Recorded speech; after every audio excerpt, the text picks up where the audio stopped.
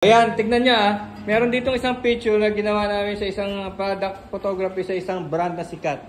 Pero hindi niya yan mahuhulaan. Kasi nung lumabas yan sa mga magazine, nagreklamo yung mga customer kasi hindi raw naman ganyan ang itsura ng pizza nila. Hindi ba prakaso, sir?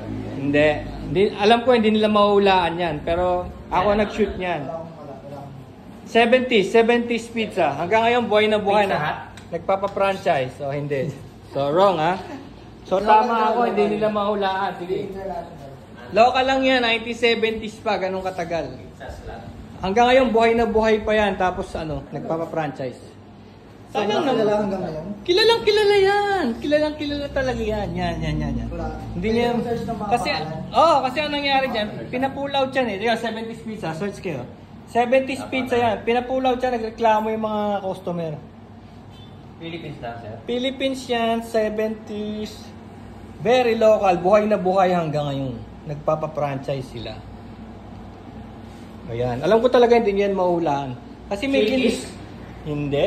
Shakey's, Domino's, hindi ha. Ilan na nahulaan niya? 4 na? Pina-pull out yan. Hindi yan tinuloy. Nilabas muna yan tapos... Greenwich? Greenwich? Hindi. O, ilan na? 5 na. 5 na pizza product yung pinahula ko. Santino, 6 na. Oh, wrong. Panoorin nyo mabuti. Tignan nyo mabuti kung sinong kamukhang pizza niyan. Tandaan nyo, pina-pull out yan.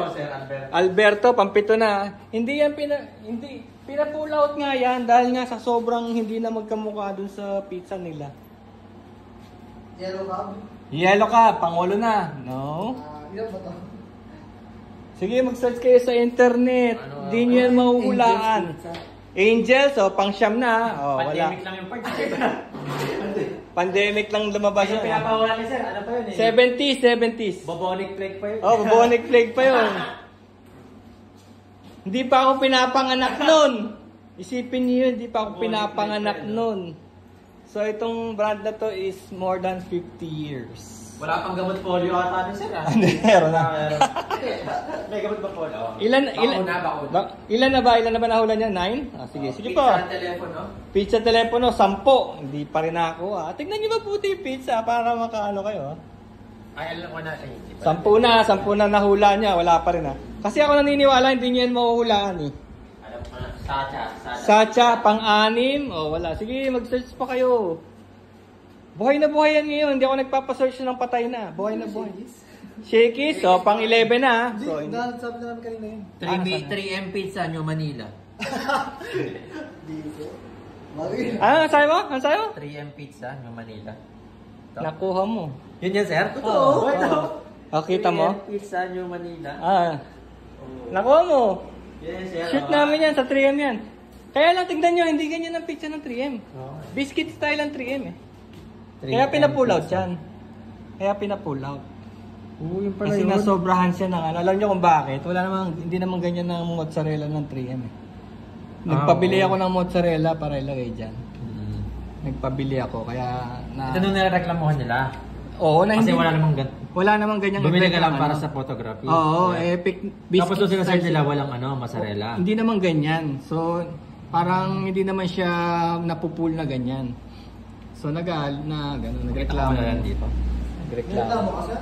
Hindi, yung mismong mga franchisee. Ayan Pero ngayon, gumagamit na sila ng Hindi na ganyan. Mozzarella. Totoo na ang gamit nila. Hindi na yung, yun na. Nakita mo, biscuit style yun.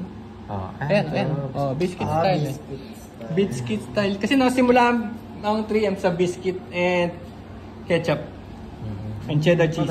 Yung nagsimula yan. Ayan kaya hindi na sila gumagawa ng pull up style kasi kailangan cut na talagang straight. Yung cut ito. Kailangan i-cut ng ganyan.